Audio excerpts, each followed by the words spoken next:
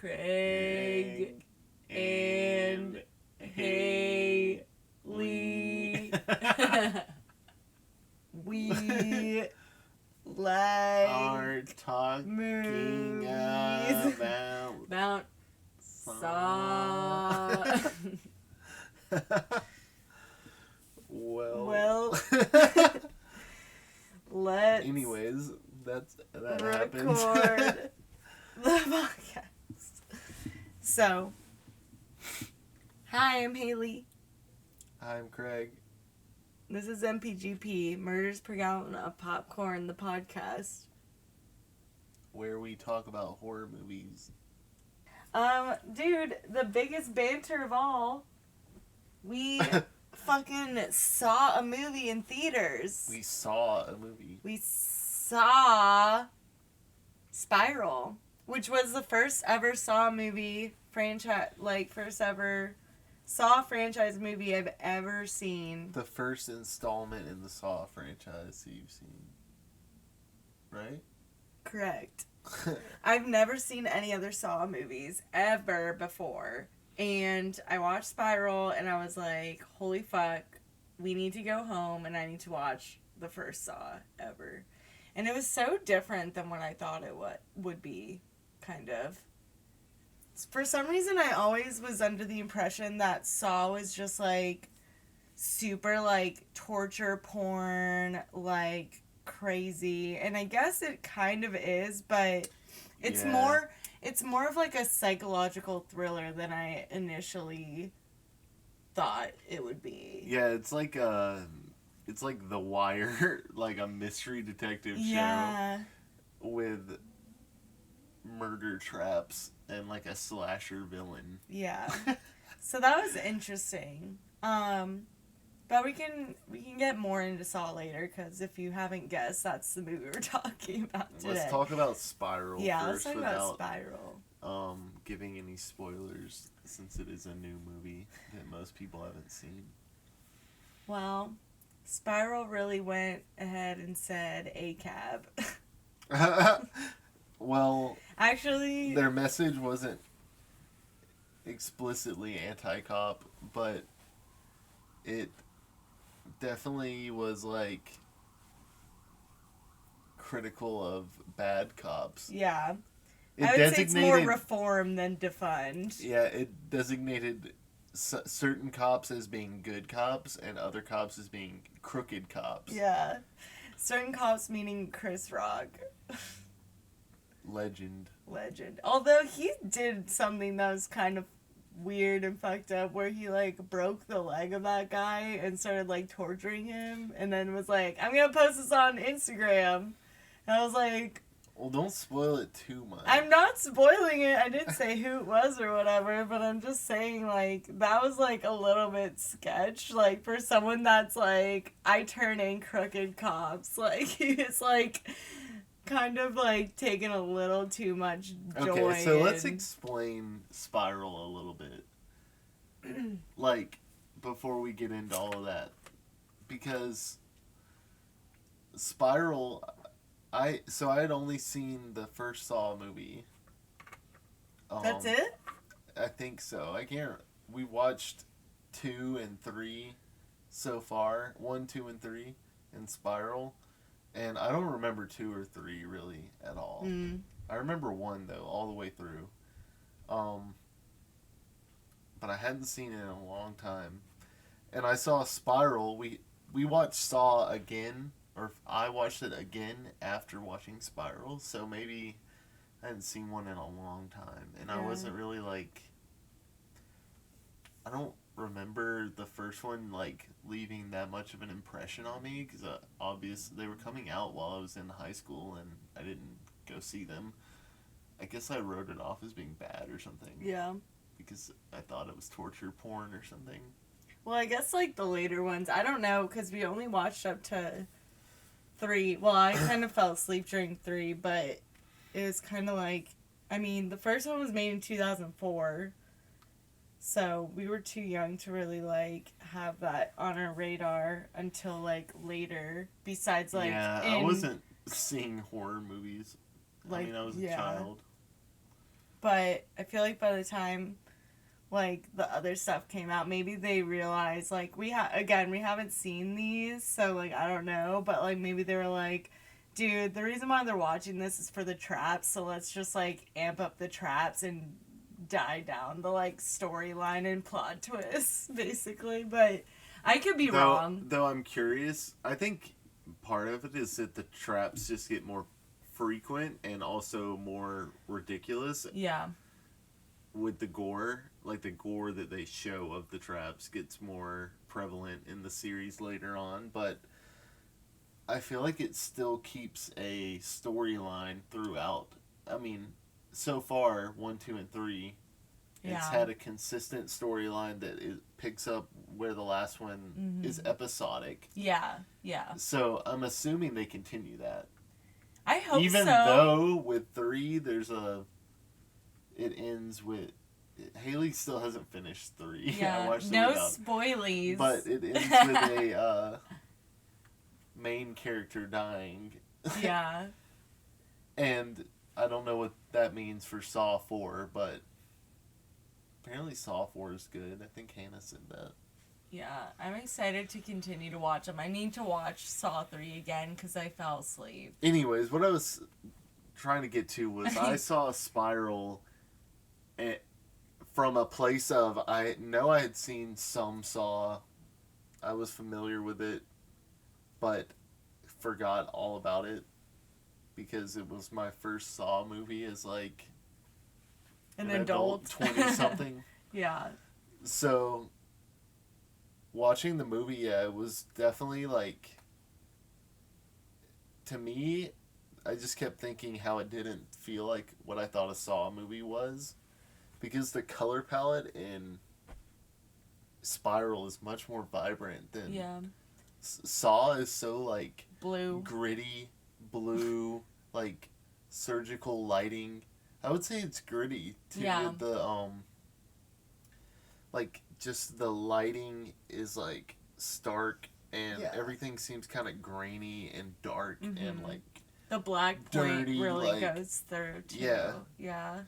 It's like a grimy looking movie, and this one is much more clear and colorful. There's like it's in Saw 1, there's scenes that are just like green or like like when he's in his photo developing studio, it's just like red from the red lighting in there. But in Spiral, it seems like much more dynamic, like more realistic, more 2021 looking. It looks like a multi-colorful, full spectrum like horror movie. Well, did you like being in the theater again? It was fine. Yeah. I mean, I felt like to me, it didn't seem like that weird that we hadn't seen a movie in a while. Which was odd. I really miss movie theater popcorn. Also, I missed spending like $45 on 2 things to eat. Since you like the buttered popcorn jelly bean flavor so much, what if you made like a trail mix? Oh my god. That was like movie theater popcorn, the buttered popcorn jelly bean, candy corn, and real corn. Oh my god. And then chunks of butter throughout the frozen dry ice butter. Dude, honestly, that sounds really good. Freeze-dried butter. Is that a thing? Y'all don't know this, but like, Craig and I love Jelly Bellies, and my favorite flavor is buttered popcorn, and I feel like that flavor is either like that's your favorite flavor, or you literally think that people that like buttered popcorn are sick in the head. So I'm on team I love buttered popcorn. I'm kind of like, I kind of am mid-range. I'm like medium on it. I don't feel strongly one way or the other. Like, I'll eat it for sure. Like, It's like a nice little treat, you know, in the mix. I just love this weird bean that tastes butter. Like, it's buttery. And it was so weird. What so, kind of stalk do those grow on? The Jelly Bellies? The popcorn flavored Jelly Bellies. Oh my god, they literally, that's like what... What is their beanstalk like? It just looks like normal corn. It's like if you had like a corn cob and it was just the buttered popcorn jelly beans sticking Dude, out. okay, they need to like, I'm sure this already probably exists, but okay. Jelly Bellies, if you're listening, hear me out. You need like some kind of like packaging. So like Jordan, our roommate, got me a butter popcorn, like just butter popcorn only, like pack of Jelly Bellies. And it's like, oop, my stomach just made a weird noise. And it's like, okay, let's take that, but instead of just like it being a little baggy, it can be in the shape of what it's like resembling. So it can be like, no, listen, it can be like corn shape. Or like if it's like I guess if it's like a Coca-Cola one, like a cola one, could be in the shape of... You mean the packaging? Yes. So the corn shit is just like it's like, it would look like a plastic bottle full of jelly beans, kind of? Yeah, but it would like it would resemble that. It would resemble corn. Or like... So the Coca-Cola one would just be in a Coke bottle packaging. Yeah, okay. Basically. Or so like, what's another thing? I guess like...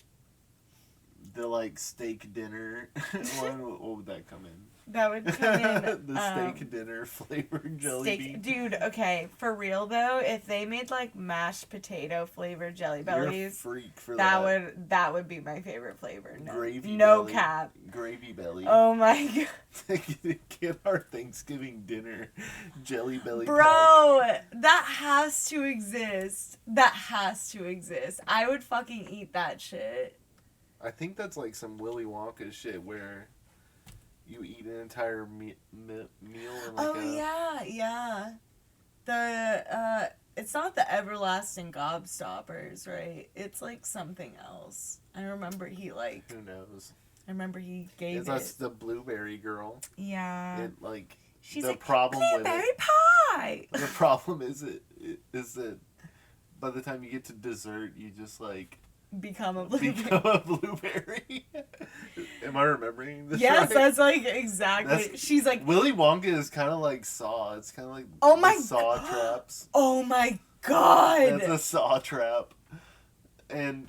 Oh my god. Oh my god. Oh my god. This is crazy, dude. You're so right. What are some other traps that the kids fall into in the chocolate factory? This is the thing. Listen. Okay, this is the craziest fucking parallel of all time. One, okay, Willy Wonka is fucking Jigsaw because each kid like represents something. They wear top hats, right? That, like, true.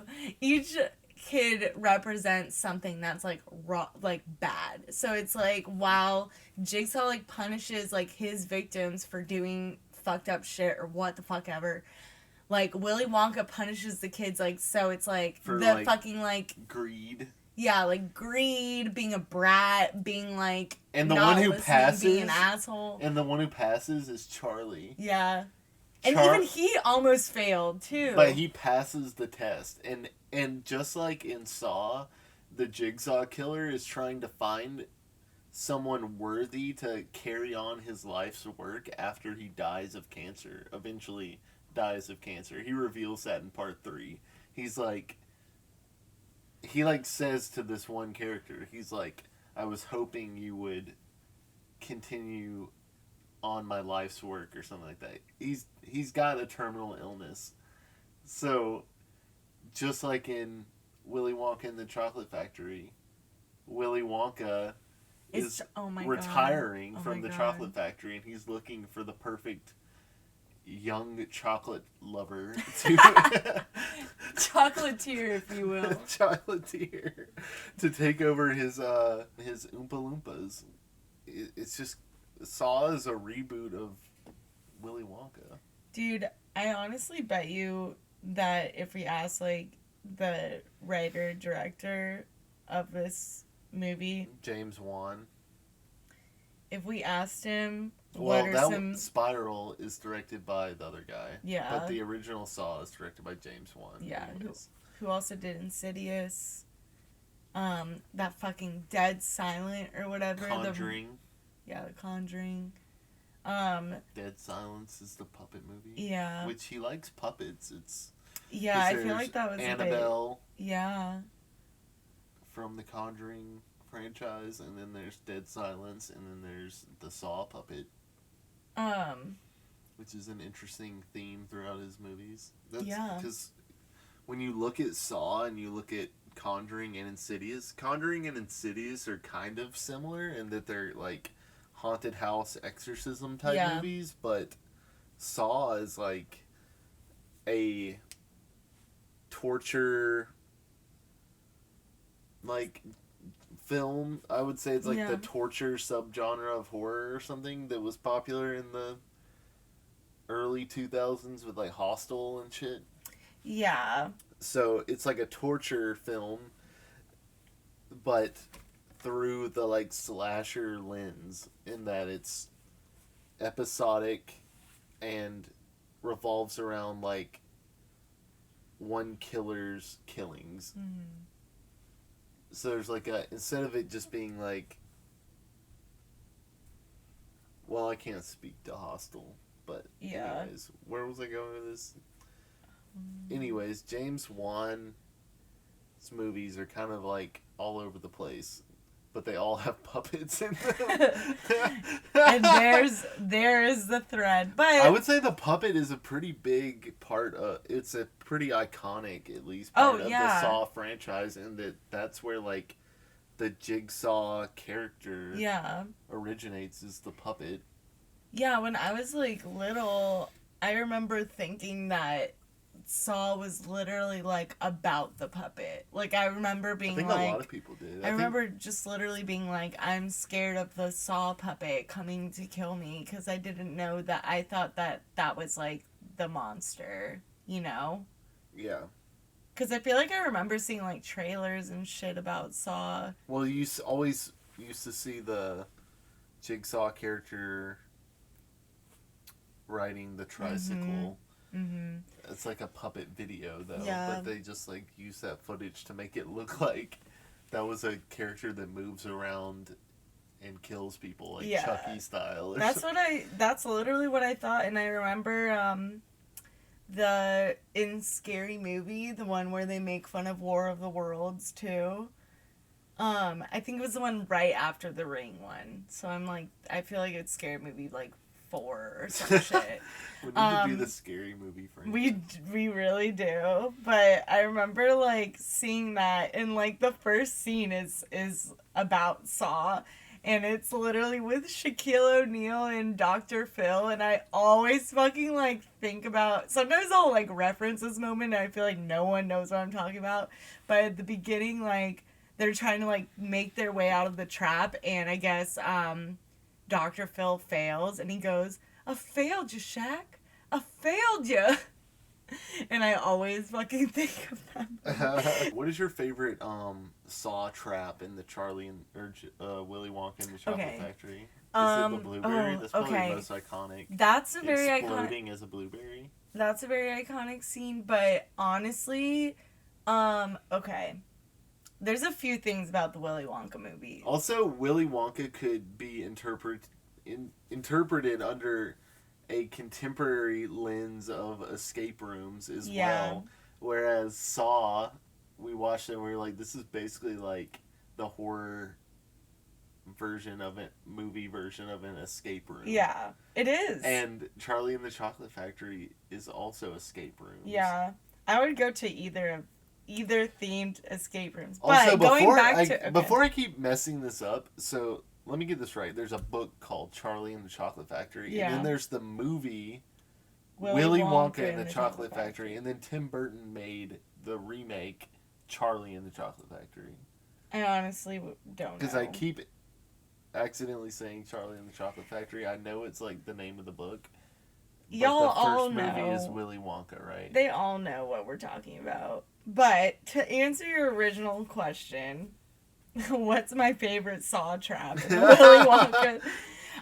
Okay.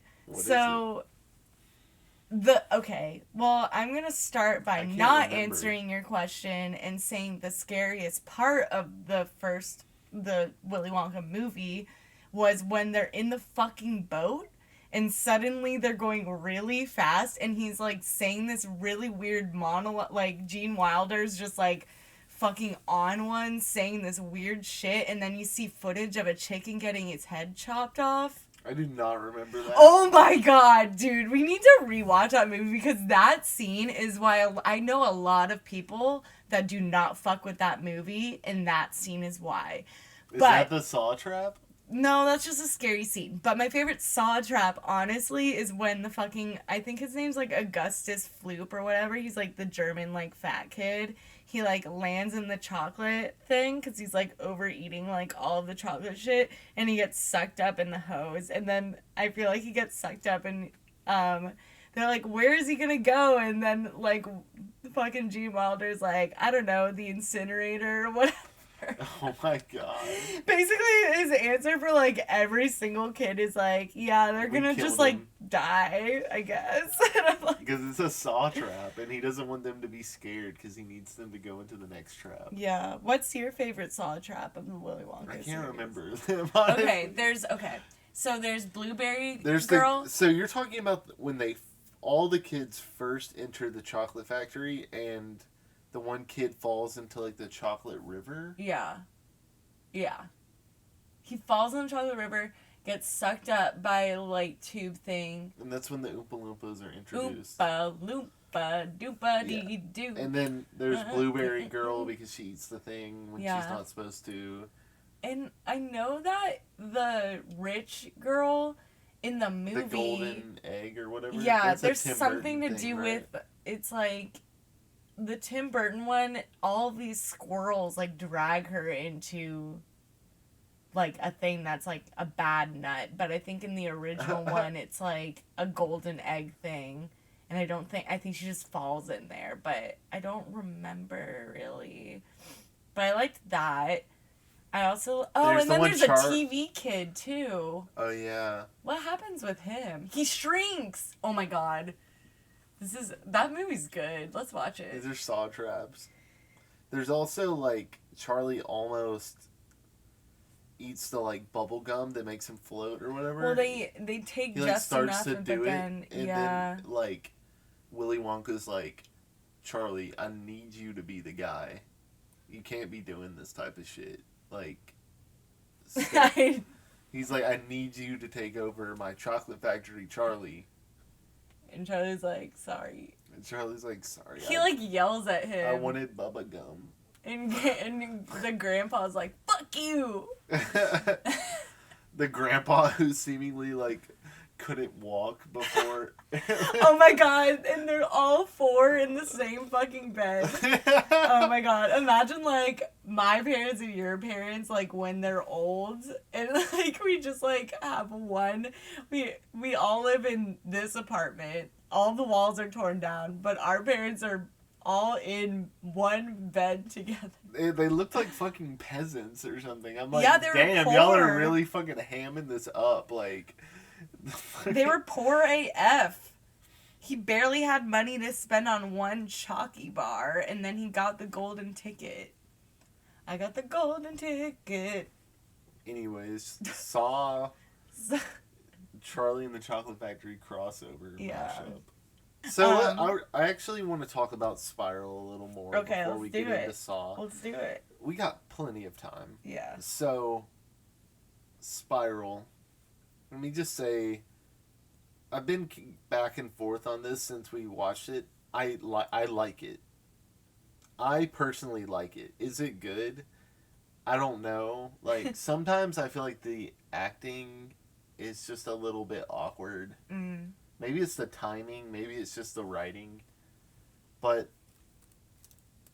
or maybe it's just my, like, preconceived notions of, like, Chris Rock. Yeah. But his delivery is confusing sometimes, I would say, in the acting. Like, sometimes he says something and I can't tell, like, what he's saying seems like he should be saying it angrily, but he's not. You know, like... Yeah. Or he's not screaming, or smile. the intensity... Yeah, there's a smile or something. Yeah. Like, it's that kind of awkward acting sometimes, and, like, the lines can be a little corny. Yeah. But I really like the movie. Yeah. It seemed like it had a good budget. And it seemed like it had a good budget for a Saw movie, too. Yeah. And, I mean, it had Chris Rock, Samuel L. Jackson, the guy from Handmaid's Tale. Oh, yeah, I'm not good with actors' names, but... I don't even know his name either, but the Zaddy from Handmaid's Tale. It's weird because he's, Zaddy? like, not... Okay, he's not hot, but for some reason, in the Handmaid's Tale, he is hot. Well, he's the only seemingly good guy in that's Gilead. True. So. That's so true. So you're just like, ooh. You, like, want to see him in June Fuck, because you're just like, this is, like, the one guy. But also, anyways, So he's in it, too, and so there's also lots of locations. I noticed that while we were watching. I was like, damn, there's, like, they're going all over the place. Yeah. With the different locations, like, whereas you watch the first Saw, and it's mostly 80% of the movie in one room. Yeah. Well, that budget was only $1.2 million, and it was also shot in 18 days. Yeah, but I'm just saying, for them to bring Saw back, kind of, with this, like, soft reboot / side story, whatever this ends up being, which we can talk about, too. Yeah. It seems like they gave it a budget that it needs, especially considering it's one of the first movies that is going to, like, open in theaters. That's true. And, like, they're probably expecting it not to do that well, but it seems like it has a good budget. Though I will say most of this movie was shot before COVID, I read, and then it was postponed, the release. Yeah. Also, we love the 21 Savage song, oh my god, Spyro, I can't stop fucking listening to it. Which, if you watch it, plays at the end of the movie only, during the credits. Yeah.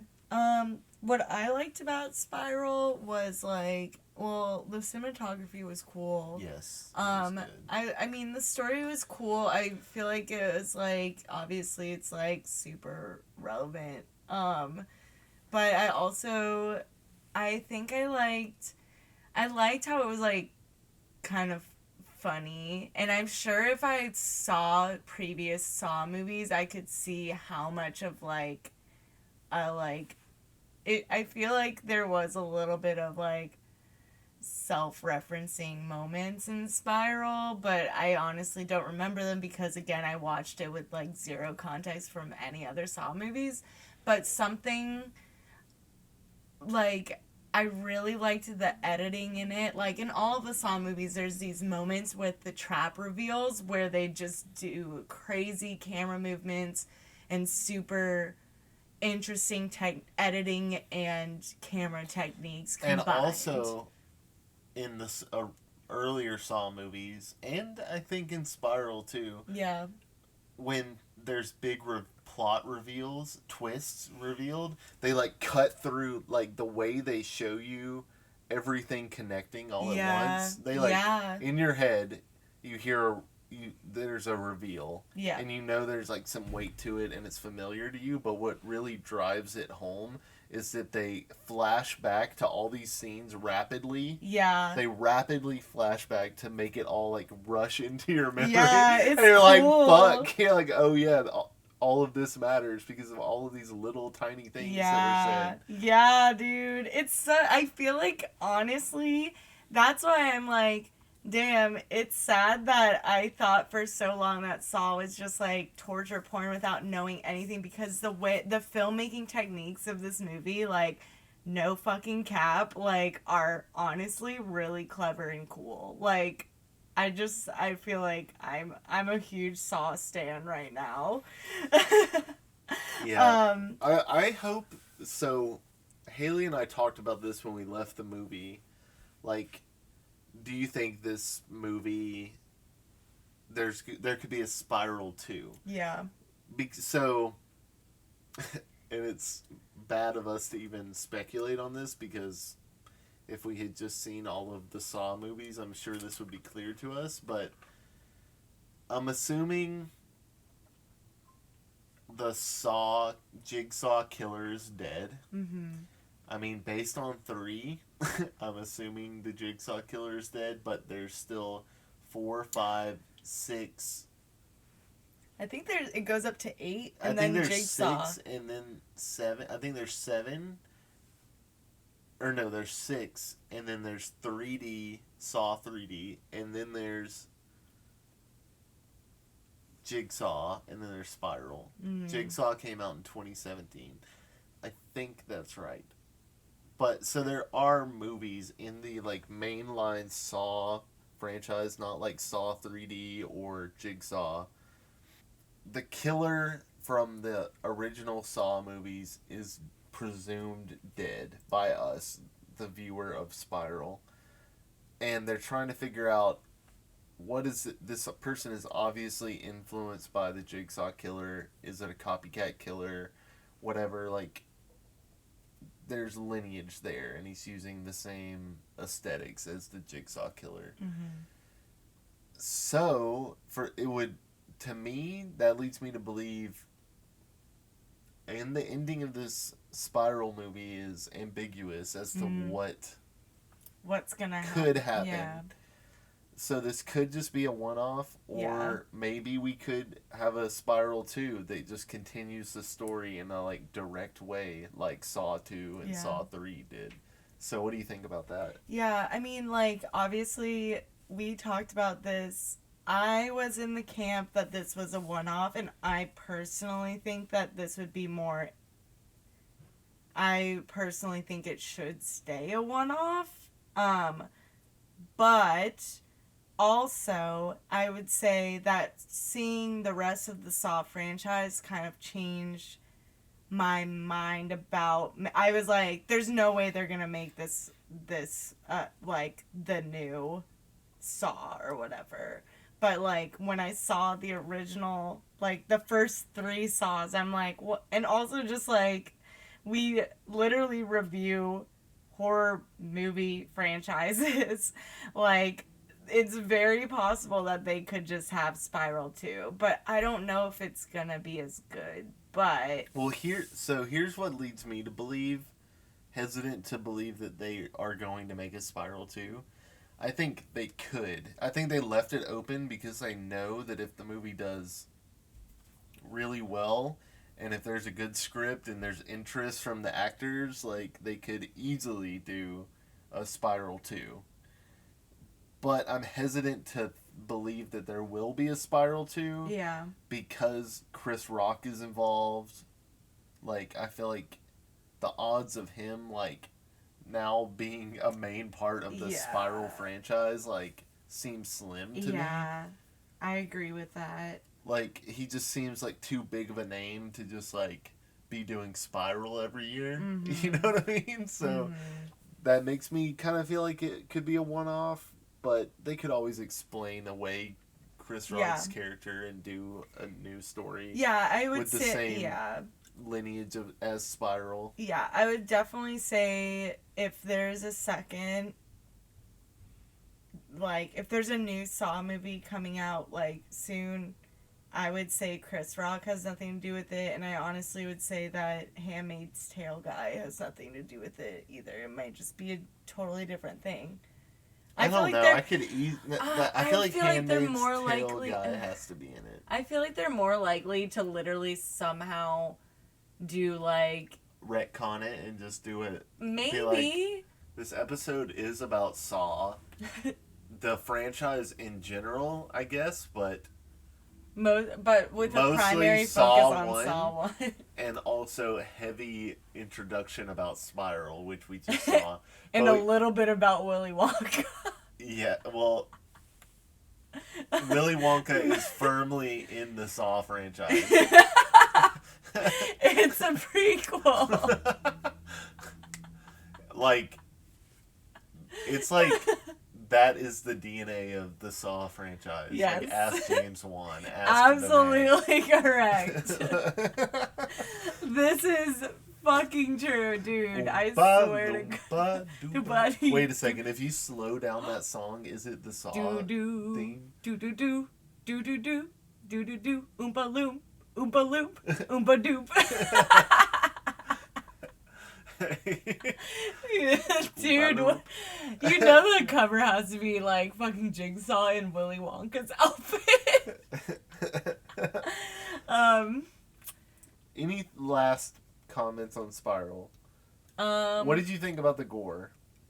The gore, especially now that you saw 1, 2, and part 3. I mean, I thought the gore was really good. Again, like, these editing techniques make it's like it causes a psychological reaction to what you're seeing beyond just like, even if it was like not that, I mean, I think that the like effects were good and stuff, but like I think this is an overall note about the Saw franchise, but it's like very amped up in Spiral. Like, from what I've seen so far, like Spiral has like the craziest like trap reveal flashback like cuts and shit so far. I would also say that in Spiral, like, the movie is constantly amped up to 11. Like, it's like always like high energy, high stakes, like screaming. I feel like the whole movie there's no moment of levity aside from little like quips that Chris Rock makes that are funny. It's still like he makes jokes, but he makes jokes in a way that's like his character is just a funny guy. Yeah. It's like if you were to work with Chris Rock, if you were a cop, let's role play as cops for a second. So we're cops hanging out and Chris Rock's character is just like a dude you work with. He's like a funny guy. Yeah. It's not like it's a comedic movie. Yeah. And he's saying lines for the camera. It's just like every now and then he tells like a funny aside or like makes a humorous like comment. Yeah. It's not like a comedy. This is not a horror comedy. Yeah, it's not. It's not funny. Even though Chris Rock is in it and there are some like we watched a feature, or I did. I watched a feature, some interview with Chris Rock, and like, so the scene, I think it's the first scene with Handmaid's Tale guy. He's introduced. Or no, maybe it's just the first scene with where Chris Rock is introduced. The Forrest Gump. Yeah, talking about Forrest Gump. And well, he's like undercover and he's getting ready to like with the robbers. He's getting ready to like rob, quote unquote. We think that Chris Rock is like a robber. I didn't know that. Again, I went into this completely blind, so I didn't know he was supposed to be playing a cop, and I also didn't really know this was going to be about like cops in general until like the I didn't watch a trailer at all. I never watch trailers, by the way. That's a good rule. I usually do, but he just is like saying funny thoughts on Forrest Gump, his opinion on Forrest Gump, and it's just like in real life, like, you know, you see these like heist movies or whatever, and it's all business, all like serious, like, but I feel like it's more realistic to have like one guy kind of like joking around talking about something funny, like just kind of like shooting the shit. So that's kind of and like, people are talking about Chris Rock. You're right. People are talking about Chris Rock being in this movie because Chris Rock is known for his stand-up comedy. People obviously expect there to be some role of comedic element to the film because Chris Rock is associated with it. And it's kind of true, but like you're saying, not really. He's just like a point of levity. It's like realistic depiction. Yeah, exactly. Of just like someone who's funny, but it's not like he's playing a comedic role. Yeah, He's just playing a role as a funny person. Yeah. Which, like, to me, that's just a natural way of filmmaking that's, like, kind of not done enough. Yeah. And it's weird that, like, people are even talking about Spyro and, like, whether or not it's a comedic role or whatever. Like, yeah. You know, like, it's just, Chris Rock is just a character acting, and he's kind of funny. It just makes sense, you know what I mean? And I think about, like, the first Saw movie.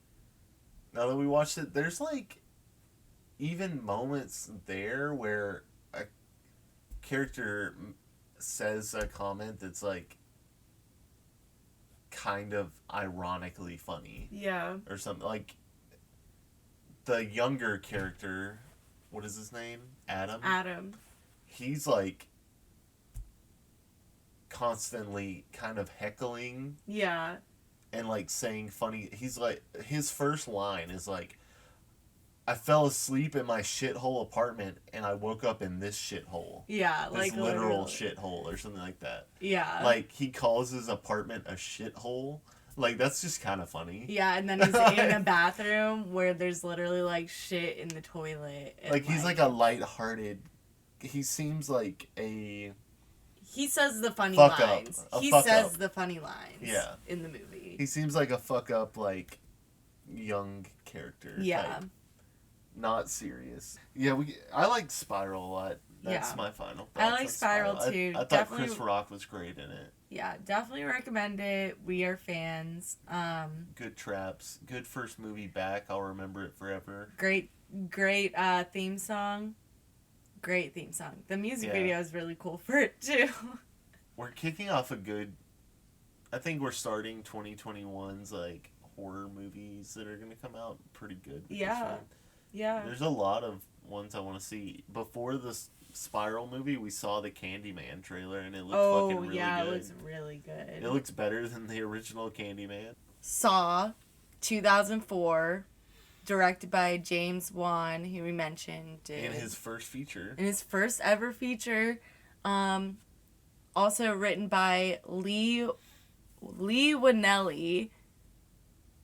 And they also, like, co-wrote this story. And also, Lee plays Adam in the movie. And also, one of the main characters. And also, before we started this podcast, Craig and I watched the short... Okay, so Saw came out in 2004. In 2003, they created a short film with the same name, Saw. And basically, it's... If you've ever seen Saw 1, it's the scene with, like, the junkie girl, but basically, like, played by Lee. And who like plays Adam in the movie Saw. And also wrote the movie and all that stuff. The writer of these movies plays the character who is then in the original Saw gender swapped and only referenced in the past. Right? So that was like kind of like, I mean, a lot of times, like, you know, these shorts are like a proof of concept to get these movies produced. So that's definitely the case with this one. Like, no one wanted to really produce this. But I think after seeing that short, like, then people had interest in it.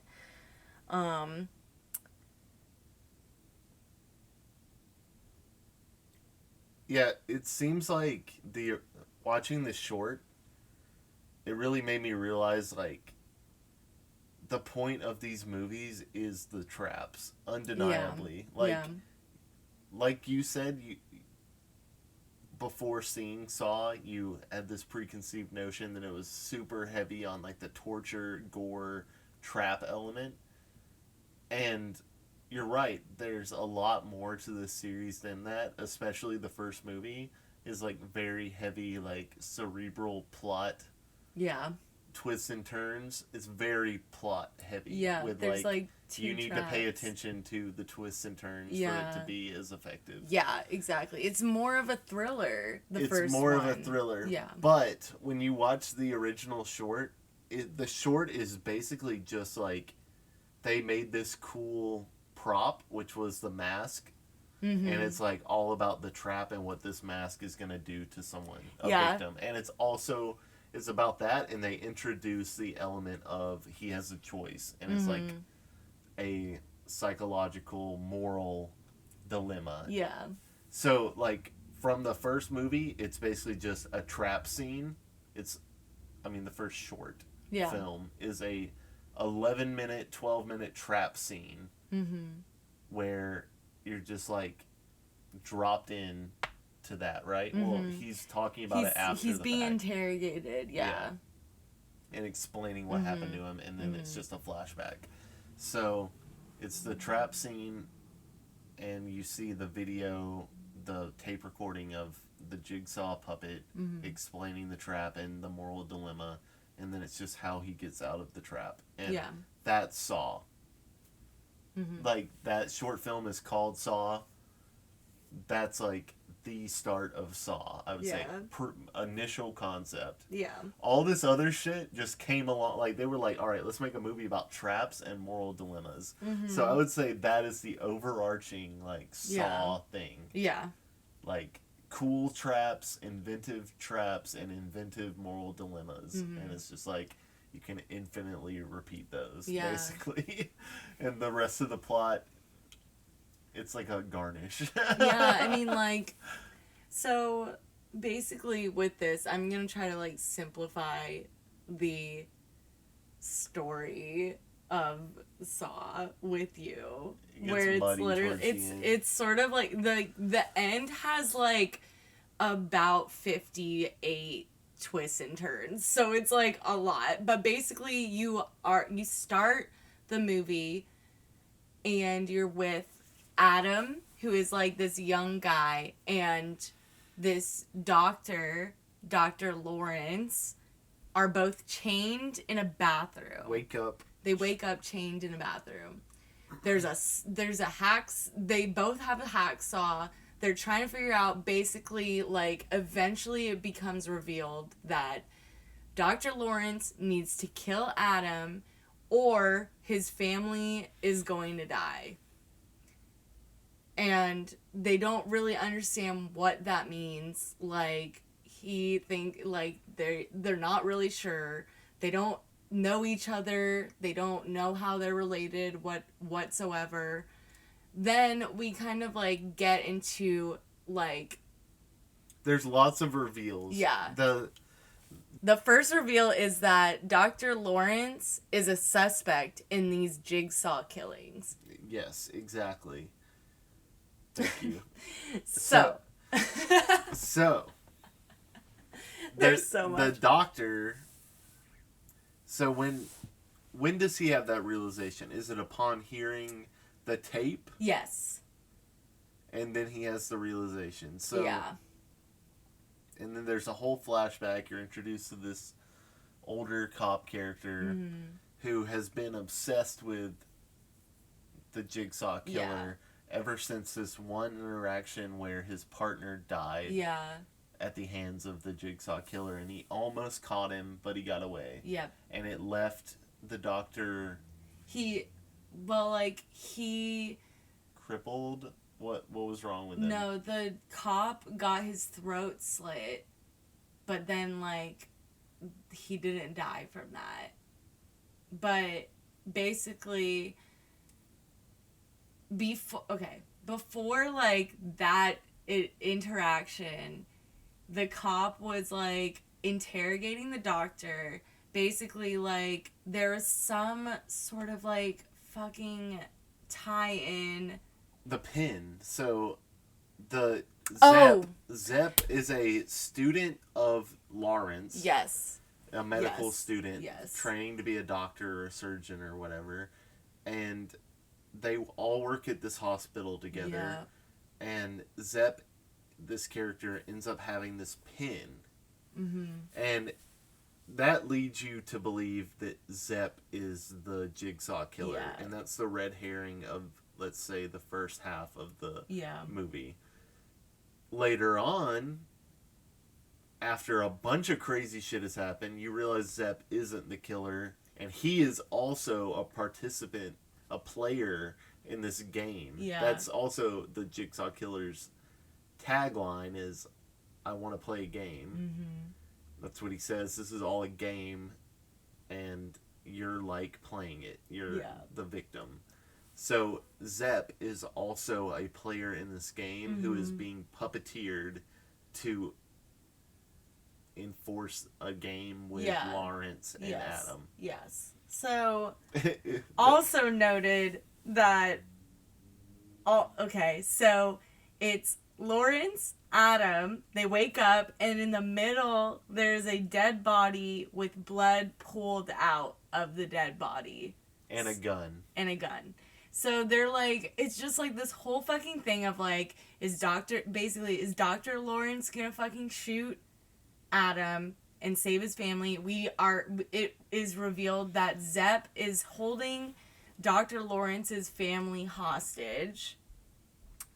And let's just like try to like, there's so many twists and turns, y'all. Just please watch the movie, but we're gonna try to summarize it as best we can because there's so much.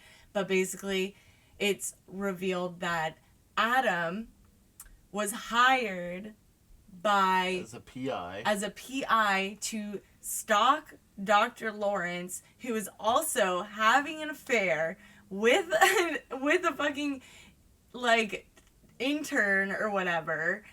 But then like that also just like he was like, never mind, I'm not gonna do this. But that was his like alibi, was his affair basically to like so private investigator though was hired by not his wife. Yeah, no. It was hired he wasn't hired to catch him cheating. No, he was hired by the black cop. Yes, to figure out. From the flashback. Yes. He was hired by that cop because the cop was suspect of Lawrence being the Jigsaw killer because of the pin association. Mm-hmm. So then Adam stalks him. Mm-hmm. And instead of finding out that he's the Jigsaw killer, just finds out that he's having an affair. Yeah. But he assumes that he's having an affair. What really happened, at least on the day that Adam was watching Lawrence, what really happened was Adam catching him go into a hotel room with a woman, and then you see what happened in the hotel room. And Lawrence was like, you can't call me, I was with my family, I could have been caught. He realizes that like he's not willing to be caught, that his family matters too much to him to be caught, and he's gonna stop it. And that's the moment that he chooses to stop cheating or whatever, stop seeing this woman, unnamed woman. So Adam wrongly thinks that he had just caught him cheating, but really, I don't know. There was a like blossoming affair or something. He told her no. He was ending things. Or what? Yeah, something happened there. Yeah. Basically, Lawrence has like a redemption moment when they show that what really happened in the flashback. Yeah. That he does care about his family, and it seemed like he was like on a path to like improve his relationship, and then Lawrence got kidnapped and Adam got kidnapped, and then they woke up in the bathroom. So then again, you're thinking that this Zepp dude is the guy because he's the one we're seeing. The also, fucking cop is like surveying the fucking doctor's house, and he sees that the guy is like there. The guy like fucking ties up the doctor's wife and daughter. So we're like, this guy is gonna kill them. And we also see the surveillance shit in like the house of like he's watching the doctor and Adam doing all this shit. He's communicating with them we're like, this guy is the guy. This guy is Jigsaw. He also, like, I will say that I did know enough about the Saw series. I don't know how I knew this going into it, but I did know that the killer of the Saw movies was, like, some guy dying of cancer. So as soon as we see the patient, that John dude or whatever, and the guy's like, he's a genius, I'm like, okay, I know that that guy's the killer, but he's, like, passed out in a hospital bed. So maybe he's just, like, whispering in this guy's ear, and this guy's not in the movie really at all, and he's in the movie, like, later on. But I was wrong about that. So, why Lawrence? Why Zepp? Why Adam? Like, so wasn't there something about the Saw killer, the one dying of cancer? Didn't he choose Lawrence because he was going to be, like, the surgeon that solves his cancer or something? Or is he the one who gave the diagnosis? He's the one that gave the diagnosis. Because he was like, you spend your life, like, telling people that you're gonna die. Like, let's flip the fucking, like... Let's flip the tables, basically. And now why Zepp? I forget. Any explanation? Is it just a red herring? I think it was just, like, he connected with this dude. So, like, this guy was, like, listening to him. And he actually... I feel like it was part game. Because, like, obviously... I think he got injected with, like, poison or some fucking shit. Oh, yeah. So, he had one of those, like, slow-acting poison things. And basically, he could only get the cure if he killed the doctor's family. Yeah. Or he could only get the cure if the the doctor needed to kill Adam in order for his family to be saved, and John Jigsaw to give Zepp the medication. Or the doctor and Adam fail and they both die, and then Zepp kills the family and then he gets the poison. Or what happened was the doctor and Adam technically both fail the test. Zepp fails the test because the daughter and the wife escape his clutches. So he just fucking dies. And he's, like, also in communication with the doctor, and he's like, I have to, like, so basically... he kills him. He doesn't just die of the poison. He doesn't, because Adam kills him with the back of the toilet. Yeah. The toilet cover or whatever, tank cover. Yeah, because he, like, whacks him in the head a bunch of times. Because he goes and he's trying to, like, he realizes it's too late. Killer. And it's too late because he thinks that he's like, okay, I'm just gonna kill the doctor because the doctor and Adam, and if I do that, then I'm gonna get the cure. But it, like, that doesn't work because he dies. Gordon cuts off his foot. He goes to seek help. Oh yeah, the slowest scene ever. Yeah. He's like, all right, Adam, I'm going to get help now. And he, like, crawls, and then he, like, makes it, like, 2 paces forward. Like, if you were walking, it would be like you took 2 steps. He crawls that amount towards the exit. And he's, like, looks back slowly at Adam, and Adam's like, go. And he's like... Basically. Okay. And he's like, okay, if I won't forget about you. Yeah. I'm going. And he's like, I need to hurry. I'm like, dude, you're because dying. I'm gonna bleed out and die, and then we'll both And I'm die. like, bro, you're dead now. And we're like, you literally don't have to, just try. And also, like, the cop broke into the fucking warehouse, and of course he fucking dies. Everyone just fucking dies. Adam's alone with the fucking dead body on the floor, and he's like, well, what the fuck am I gonna do now? The only, like, his hacksaw broke, but also obviously cutting off his foot is not the solution either because the doctor is gonna die. He's like, what the fuck am I gonna do? He's sitting there waiting. All of a fucking sudden, the body that was in the room the whole time, covered in blood. What was it, like an hour or something? Like 6 hours? I think it was like 3 hours or something like that. Yeah, like he had just been lying on the room completely still, pretending to be dead, and it was the Jigsaw killer. He woke up and he was just like, "What's up?" And then it like does that like classic like reveal thing where you have all these weird flashbacks, and it's like it shows like Dr. Gordon being like, "You're gonna die," and then it shows like the guy like with Zep, and Zep's like, "He's a genius," and then it shows this guy like blah blah blah blah blah, and like it's just like all this shit, and then you're just like, oh my god, that.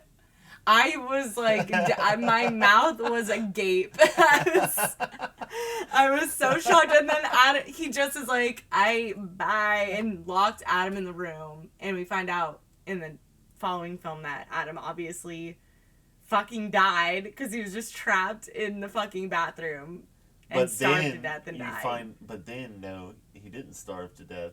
In part 3, there's another flashback that the little helper bitch went in and killed him. I didn't know that. Okay, yeah, I fell asleep during 3, so that's crazy. But, okay. So that's, like, the plot. Or, like, we tried.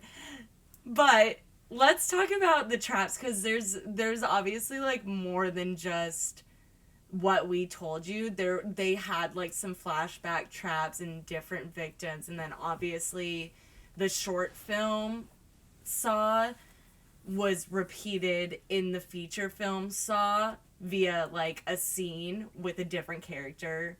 I think her name's Amanda. Mm-hmm. So we see a few victims. One of them is a guy that they made him go through. Jigsaw made him go through like these crazy like razor wire things. Oh yeah. Because he almost he like tried to kill himself, and he's like, let's see if you actually want to kill yourself, and try to escape the scene, and gets stuck and dies. Another one. What was the other trap? So there's the trap of them being in the room together. Like, yeah. With the Jigsaw killer, there's multiple different kinds of traps. There's the ones that are like apparatuses that you're put into. Mm-hmm.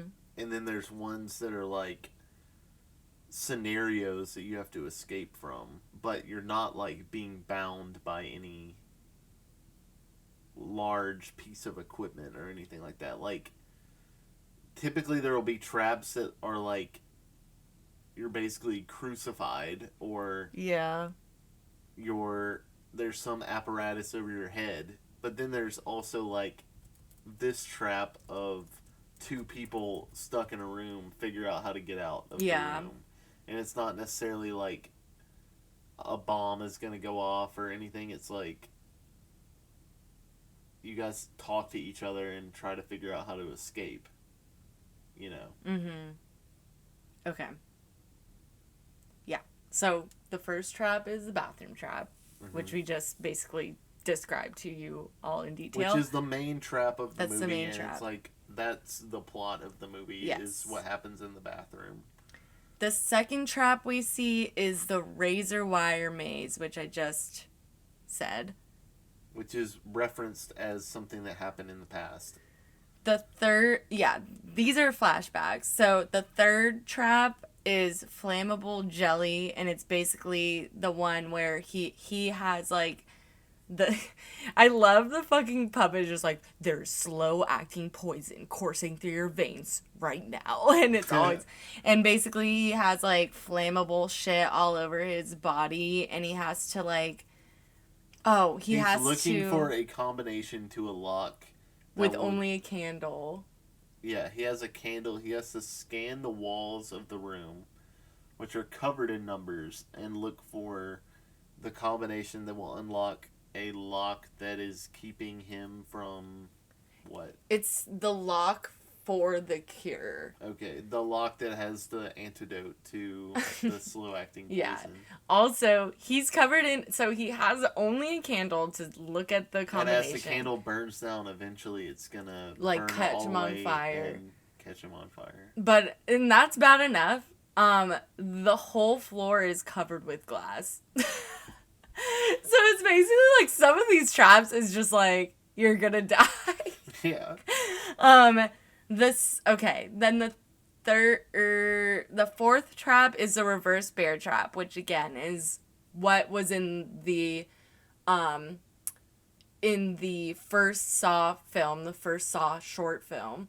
And basically, this is the only survivor of any Saw traps to this, like, to our knowledge. And she was this junkie, and basically she woke up. There is a bear trap contraption around her mouth. And it's going to expand and rip her mouth open unless she can figure out how to find the key to unlock the trap and remove it from her head. The hint to getting the key is an x-ray with a body and a stomach, and then she sees that there's a man lying on the floor. And she thinks he's dead. He says, there's a dead body of one of your former soulmates. But then he opens his eyes and looks at her, and she knows he's not dead, but she still kills him. Yeah, and gets the key right and unlocks it right when it thinks. And she's like, he helped me. Like, the words he says is like, now you appreciate, like, life or whatever. Yeah. Now you value life. Yeah. Know the true value of life or something like that. And he's like, fuck. Then there's the drill chair, which is, like, this was the one where the cops are trying to, like, save him, basically. Where there's just, like, he's just trapped and slowly the drills are gonna, like, drill into his head, basically. Yeah. And the cop is trying to save him, but I honestly think they just, like, all died. Mm-hmm. Besides, like, that one guy. Okay. So then there's, like, how the main cop's partner died was there was, like, a rig of a bunch of shotguns, basically, on the ceiling, and he crossed a wire, and then they all shot down, and he basically, like, split in half. He was escaping at that point, too, or thought he was. Yeah. That character who got shotgunned. He was, like, running out the door thinking that he was free or something, right? Mm-hmm. And then there's Zep. Yeah, so... Zep, his being tested because he's being forced to enact all of this violence. Yeah. He's being tested to see if he's willing to enact all this violence against others and torture other people to save his own life. Yeah. He kind of takes on the role of the killer. Yeah.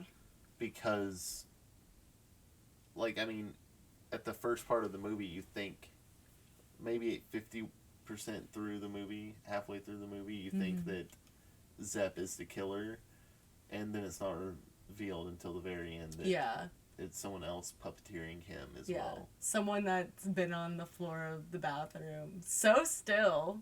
Like, that was crazy.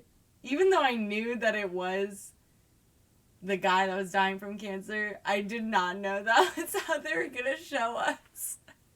So that was cool. I just, like, this movie had so many twists and turns, and I really enjoyed it. Yeah, I was, like, happy to watch this again. Yeah. Definitely. It was different. I remember at the time of, like, when it came out and when these movies were coming out, thinking, like, those movies are trash. Like, it's, like, popular shock horror bullshit. Like, that was just the general, like, opinion at the time that was like, oh, those movies are trash or whatever. Looking back, I'm like, those movies are fucking sick. Yeah. And they've gotten better with time because now it's, like, not so much the zeitgeist anymore, this style of film. so you can look back and appreciate it. Yeah. Whereas you're not being bombarded with it all the time with like trailer previews, and you're like, it's being parodied by stuff, and it's just like ubiquitous. Yeah. Looking back on it, it's like really cool. I'm sure at the time it was like eye roll, like another Saw movie. Wow, it's just gonna be more people getting tortured. It's just torture after torture.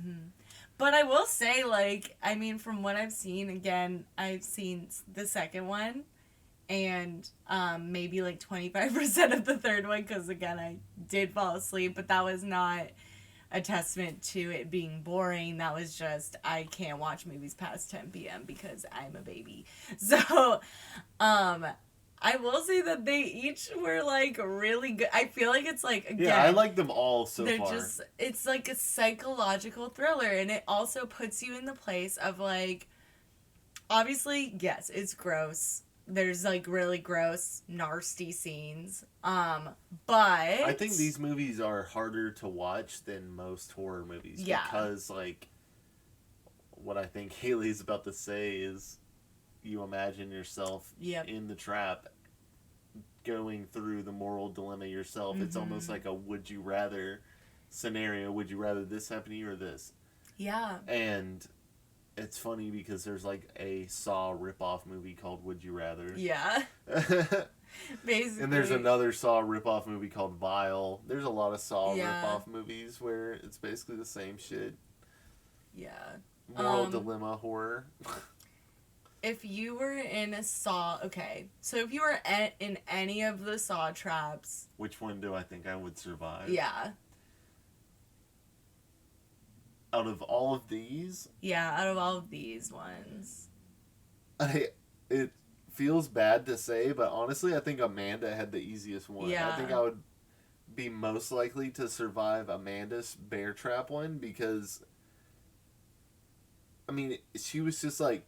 pruned to pass that because it's like she's told the guy's dead. Obviously, if you believe the guy's dead and that there's a key in his chest and this fucked up killer is like trying to get you to cut open this guy's chest and remove this key to save your own life. Yeah. If you're like, he's dead, of course you're gonna go kill this guy. And then even if you realize he's alive, I guess if you're just running on adrenaline and like you're like, fuck, like it's happening now. I'm going for it already. Yeah. Like, YOLO. I already committed to killing this guy. If he's gonna be surprise awake, like, fuck like, it. I'm in. Yeah, I feel like same, but also like I don't know, dude. It's just hard. Like, okay. So wait, my thing is like, obviously, if you have to inflict pain upon yourself, if you have to torture yourself to survive. That's going to be harder to do than inflicting pain on someone else. Yeah. Like, one is more of like a moral dilemma, and it causes like moral and psychological anguish. Yeah. The other is just like, there's this physical aspect that's like, I almost feel like it would be harder to push past something that was like ripping your finger off or sawing through your foot. Like, that would be... Obviously, there's stories of real life stories of people trapped in scenarios where they like cut their arm off to survive being stuck or something. But like, so it is, your human body is able to do crazy shit like that. Yeah. But just to imagine having to cut through your own leg, I don't know if I could do it. Yeah. I think if I really had to come down to it, if it was like... carve this key out of someone's chest, I don't think I would do that. Yeah. But it's more believable to me honestly than cutting my own like leg off or ripping my fingers off or like what is or I mean like okay. Let's be honest, I would just die. Yeah. I would die too, for sure. I don't think I would kill this guy to save my life. I think okay. So let's say we're waking up and it's this character, Adam, is in the room and we're instructed to kill him. First of all, this guy is annoying.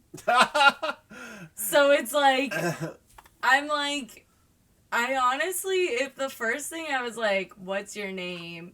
And he's like, I don't fucking know how I got here.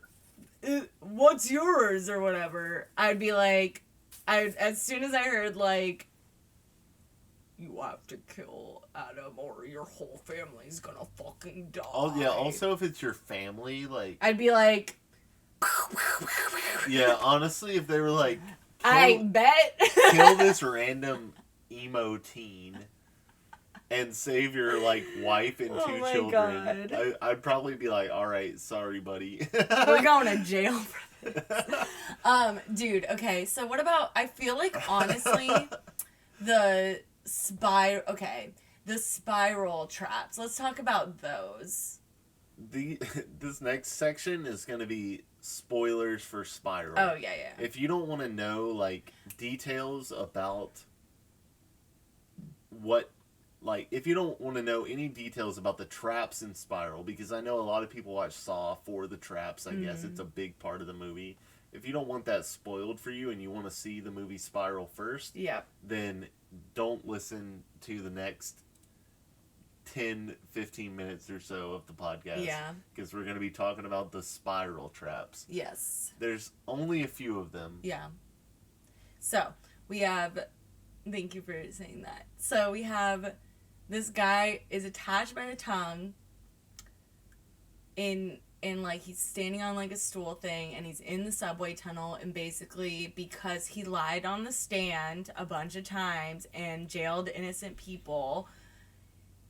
He has to choose between his tongue, so he has to rip out his tongue, or he'll get hit by a train. The 3 train. The 3 train. In the city is called Metropolitan. Which I guess is the city from all the Saw movies. Yeah, I guess. But it's based on New York. So that's the first trap, and he loses. He rips it out like the like basically the moment that the train comes and explodes him. Yeah. So leaves a gory mess of just like body parts. Yeah. So that I probably would fail, honestly. I don't think I could jump. Well, maybe I could jump. I don't think I would want to live a life without my tongue. Yeah. The next one is the guy wakes up and basically he's gonna be electrocuted. God, this one is... And he has to bite down on this, like, weird contraption that controls, like, it pulls his fingers off, basically. That one, I would do. Yeah. It looked You really would do gnarly. that? Dude, I'd rather... Okay. You would do that? I'd be... Okay, this is You're the thing. You're psycho, bro. I would be... Dude, okay. No, that's the that one one for me, that I'm like, this seems like the easiest choice. Like, okay, buy fingers, don't give a fuck. I mean, do you know how bad that would hurt? It would hurt really bad, but you're chewing down on he's chewing down on a bite plate. You just go, ah! Like, you're biting the whole time. Like, you probably would break your fucking teeth in reality because you'd be biting down so hard. And he fails because he kind of, like, takes some breaks and stuff. And I'm like, just fucking send it, bro. You are already starting. I think you underestimate your tolerance for pain. Basically, Haley thinks as long as you can bite down on something that she's invincible. She can take any amount of pain as long as you're biting. This is insane. For me, that thing, so it's like gears that are cranking along this like medieval fucking stretch trap that's gonna stretch his arms to the point where his fingers rip off. Because the traps are like Chinese finger traps on the ends of his fingers, like tugging, until his fingers start to rip off. And it happens so slowly because of these old, like, giant gears turning that you're feeling the skin and everything just, like, slowly stretch it. They show it. Yeah, it's gnarly. I'm like, if you had that much time, you would have... Most of these saw traps, you would have just passed out from fucking... From pain. From shock. And, yeah. You would have just passed out. Yeah. I've been in extreme pain before and passed out. Yeah. There was one time where I broke my hip that was really traumatic when I was younger, and I was like in and out of consciousness basically because I was in so much pain. So I feel like with most of these traps, like, I mean, they look so painful and ridiculous. Yeah, no. You would have passed the fuck out and probably died. Yeah. Much quicker than a lot of these characters. Yes, but in the hypothetical sense, I could do the finger trap. That finger trap is fucked up. Yeah. There's no way in hell you would catch me pulling my finger off. There's no cut or anything. It's just getting pulled off slowly. Your whole finger. Yeah, no, it was bad. The next one I wouldn't do. That's my least favorite one. Yeah. The next one I would not do. It's basically like she can either choose to make herself paralyzed for the rest of her life or have hot wax poured on her until she dies. So, she has hot wax poured on. All of the cops die, basically. So, she dies. Then the next one is more of a test for Chris Rock, where the guy that he ratted out, like, that he said was doing fucked up shit, like, he killed a fucking witness, and he went to jail and all that shit, that guy, that basically ruined his career, and, like, was the reason why, I mean, like, there's a lot of reasons why, like, whatever. Okay, that guy, who's a total dickhead, was trapped on, like, one of those bottle recycling thingies, and basically all of these glass bottles were, like, going through this thing, and then it was, like, shooting this guy with glass shards. And Chris Rock had to figure out how to free him, and he tried to free him, but he failed because he couldn't figure out where the key was, which was in the trash. It said... You can choose to... you couldn't... If you were in that trap, you couldn't save yourself. It would be up to someone else. Yeah, exactly. So the test was more for Chris Rock. So it was, you can... So you're saying you would pass this one or no? Like, you would save the person? would... Well, this is the thing. When you're thinking under pressure, I would save the person, probably. Even if it meant getting glass shards shot at you? Well, what Chris Rock did when he eventually did figure it out, because the guy was like, you can... throw away, like, leave him for dead and throw away the key. And then Chris Rock was like, huh? And then, like, the guy got shot, like, 3 cycles. And then Chris Rock realized that the key was in the trash. And then he used the trash to, like, guard him. I mean, he was getting glass on his face and shit still, but it wasn't, like, enough to, like, kill Chris Rock or anything. But he freed him, but he died. So, I guess I would fail it just because, like, I can't think like that under pressure. I'm a dumbass. So, then the final trap was, it was, like, more of a test for Chris Rock. His dad, who is played by Samuel L. Jackson, was, like, basically in this, like, blood trap, and it's revealed that the guy from The Handmaid's Tale was the puppet master the whole time. Because... Chris Rock's partner shot Handmaid's Tale guy's dad when Handmaid's Tale guy was like 13, and his dad was a witness, and he was trying to, like, testify against crooked cops, and the cop killed him.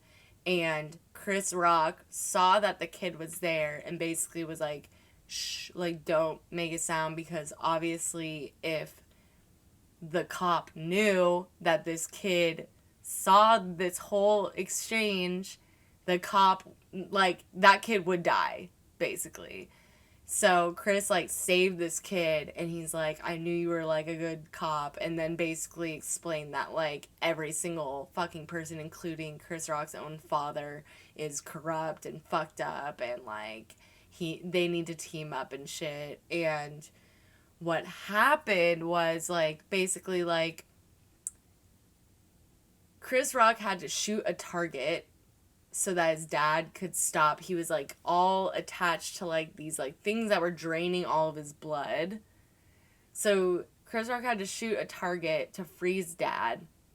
And then he had to choose, like, it was like this weird thing where he had to choose between like killing the Handmaid Tale guy, letting him get away, teaming up with him, all this shit. But the Handmaid guy fucking called the cops. So a SWAT team came, and then all of a sudden there was like this whole mechanism that hoisted Samuel L. Jackson back up.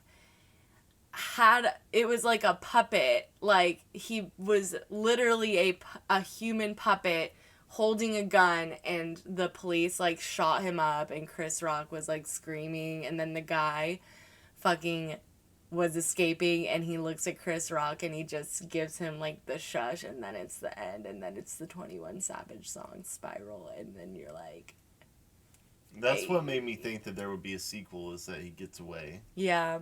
I mean, there could be. He gets away, and he also mentions teaming up with Chris Rock multiple times. Both of them are still alive. Yeah. I'm assuming Chris Rock probably thinks that he's going to get killed by the Jigsaw Killer, the new Jigsaw Killer, if he doesn't help him. Yeah. I wonder. So. It's almost like this new Jigsaw Killer has chosen Chris Rock as his protege. Yeah. Because he sees that they both are believe in like what they have the same moral standard, or set of ethics, to where they believe they know right from wrong. Yeah. And they share common ground about what's right and wrong. Obviously, like, yeah, the things that those cops were doing were wrong or whatever, and Chris Rock's character just like basically, quote, snitched on his fellow police officers. Mm-hmm. But really, he was just doing what you should do, which is report crime. Yeah. Yeah, literally. So, yeah. Do you have any other thoughts? What did you like better, the original Saw or Spiral? I think, honestly, the original Saw, just because, with Spiral, like, so basically, like, the Handmaid's Tale guy was Chris Rock's partner, and I knew as soon as that guy got on screen, I was like, there's gonna be some kind of twist with him. I don't buy anything this guy's saying. Yeah, the twists are better in Saw. Yeah, the first Saw, I'm just literally like, it was crazy. And I was like, oh my god, this is like not what I expected at all. Both were great, but I will say that, I will say I like the first Saw better, personally, but. The plot of Spiral is like more simplified. Honestly, like the plot of Spiral, there's not that many twists. Like, yeah. There's one big twist, and it's so predictable. Yeah. The only twist at the end of Spiral that I didn't see coming was when Samuel L. Jackson was hoisted back up and like made to like was a human puppet and stuff, and like got shot up like that. Well, you're right, I didn't predict it would happen exactly that way, but I knew that he wasn't just going to survive. Yeah. Because Chris Rock didn't do what he was supposed to. He didn't complete the task. Yeah. Right? Well, like he just didn't, the guy didn't like trust him or whatever. Yeah, like he wasn't supposed to set his dad free. Like that was him failing, you know? Yeah. Yeah, because he was supposed to just let him die. He was, and join the new Jigsaw Killer. Yeah. Because the Jigsaw Killer explained what his dad had done that was so bad, and he was like testing how far Chris Rock was willing to go with like his morality, because he turned in one cop for doing a fucked up thing, but his father, who was played by Samuel L. Jackson, was responsible for the entire system, the bill that was passed that allowed all of this stuff to happen. Like Yeah. the beginning of the domino fall Yeah. was on Samuel L. Jackson, and Chris Rock couldn't bring it to kill him because it was his own father. So that was like his test, and he failed it. But Chris Rock didn't die. Yeah. He didn't.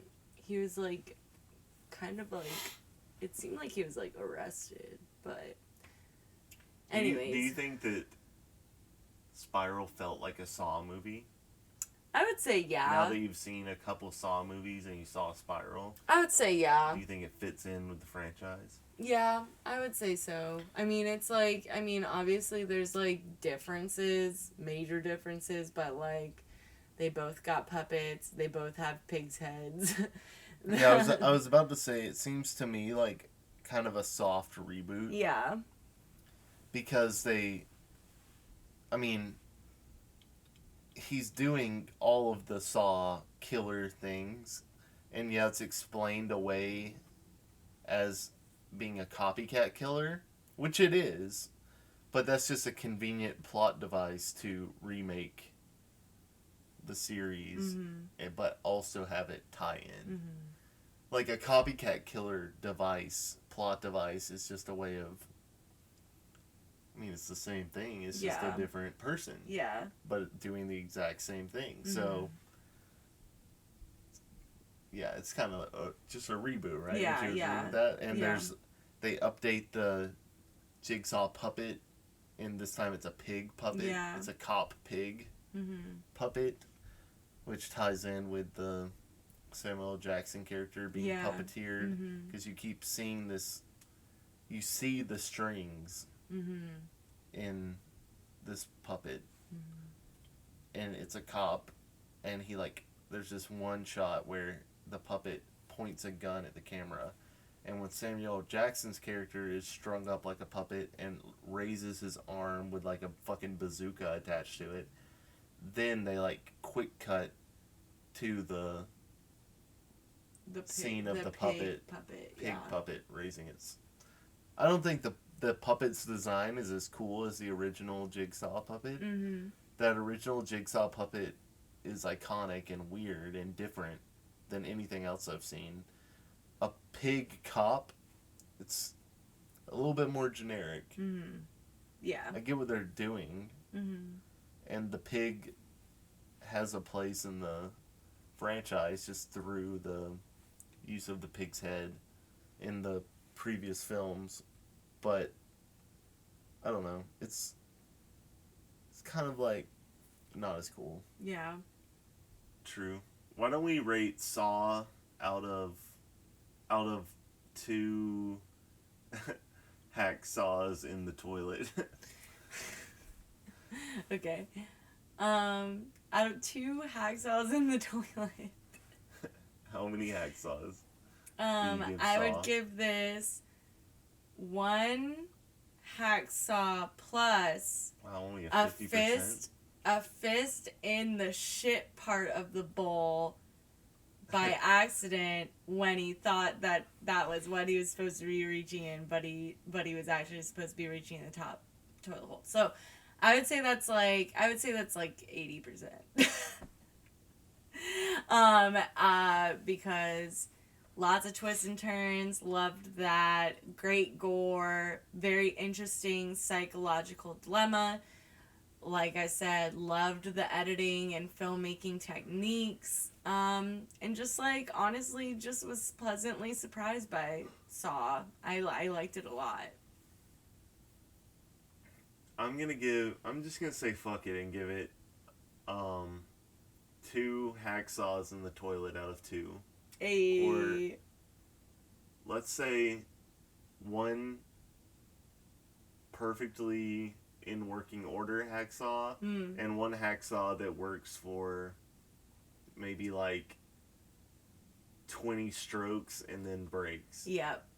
So Adam's hacksaw. Let's give that a 90%. That's good.